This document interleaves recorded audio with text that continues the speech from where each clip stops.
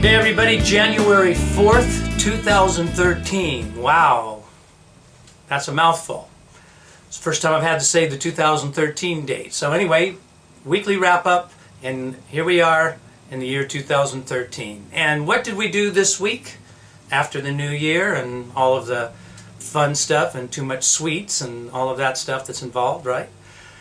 Okay, we did a listen and recognize clip, we did a vibrato clip, and we did another advanced voice lesson clip. They're all there. The advanced voice lesson clip took us up to the dominant seventh. We did the dominant seventh already, but we also have to work and develop our way through our mix and build some power there. So I like to teach you these seventh chords in the beginning, the way we're going to use them, because we're going to use all of these chords in really cool ways later on in the course, I should tell you.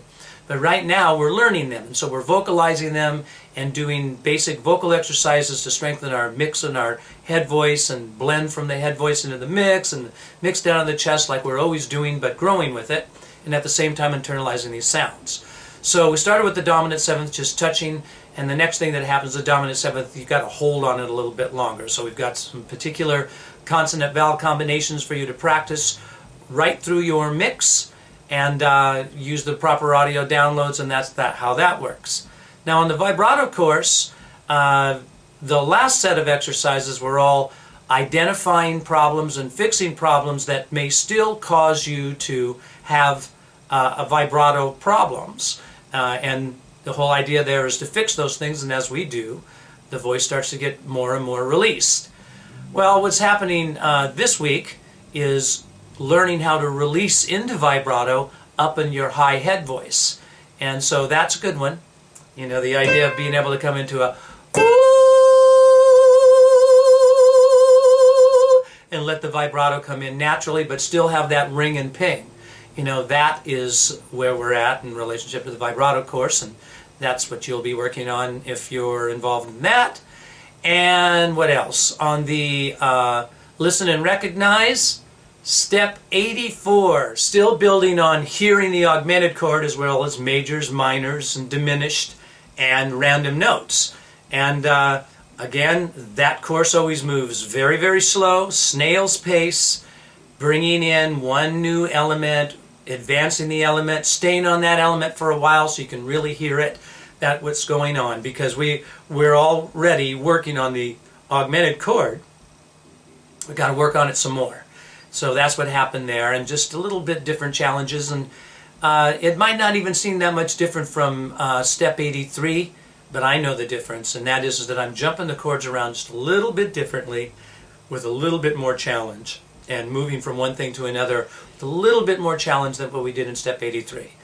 But all of this is reinforcement. What's so great about the listen and recognize courses is exactly that. You just listen, recognize, say the note or the chord before I play it, and if you beat me to it with the right answer, you get that, you got it.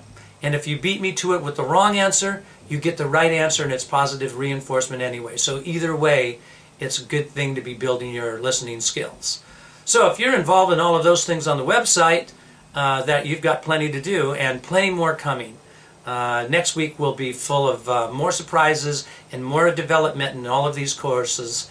And I'm looking forward to moving you guys through this. And here in the year 2013, we're going to get a lot more done and get a lot more on the website and have some exciting things coming up besides these courses, which I'm very excited and happy to be doing right now, just the way we're doing them, introducing them to you, getting you to work on them, and getting your voice in a certain place. But all of this always turns out to be even more prep work for things that are coming. So keep with it. Now, if you're not a member of the site, and you're hearing this on YouTube, then as always what you're doing is you're getting a little peek into the things that are going on the website, and hopefully it sparks your interest a little bit. But like I always promise for the YouTubers, to give you a tip of the week. So our tip of the week is understanding a little bit more about why we use various exercises for various reasons. Now that sounds pretty broad, and it is, but let me hone this down a little bit. What I'm saying is that vocal instructors use different exercises from an ah vowel sound, you know, ah, gee gee gee gee gee gee gee, nay nay nay nay nay nay nay, gee gee gee gee gee gee gee gee gee gee gee gee gee, and so forth. All of these different sounds are for specific reasons. Lots of times students don't understand these reasons and they kind of want to get to it and get to the song and don't really understand why they're doing the exercises. But with an easier sound so you can get to feel it. For example, if I take an E vowel sound and I put a consonant in front of it, gee, gee, gee, like I just did, well, what's happening? Well, the tongue's coming off the back of the soft palate, gee, gee, gee, closing off the palate for a minute. But the other thing is that E vowel sound brings the pharynx into a more narrow position as the air comes through it. And the G, which is the consonant in front of it, the G in front of it, actually causes your chords to close off and start again. And that's like the ability to get a good start in something. Like if you were a track runner and if you're going to push off from the blocks, or if you're going to just take off running.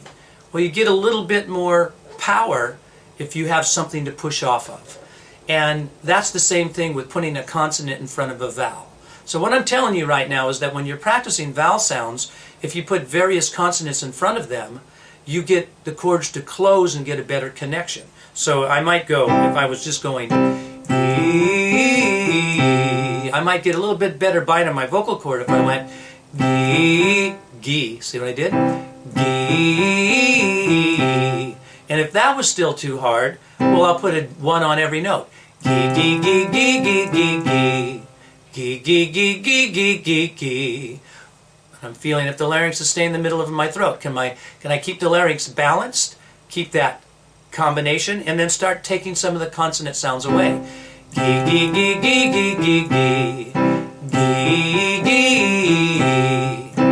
Gee, or gee, and finally, E. Well, by the time I go, E, I can really feel how everything works. So that's your tip this week, is to understand that consonant sounds are put in front of vowel sounds to help get a little bit of bite and better connection and better chord compression quite often. Sometimes they're used for other reasons, and those other reasons are as vast as learning how to study the voice. Point in hand, we have to ultimately learn all of the vowel sounds, the ones that are easy for us to sing as well as the ones that are very difficult. But the smart thing to do is to start with the easy ones to feel how things work, get everything balanced the right way, and move your way into the ones that are harder. So with that said, again, Happy New Year, everybody, and I shall see you in next week's weekly wrap-up to talk about more fun content that's being released on the site every week. See you then.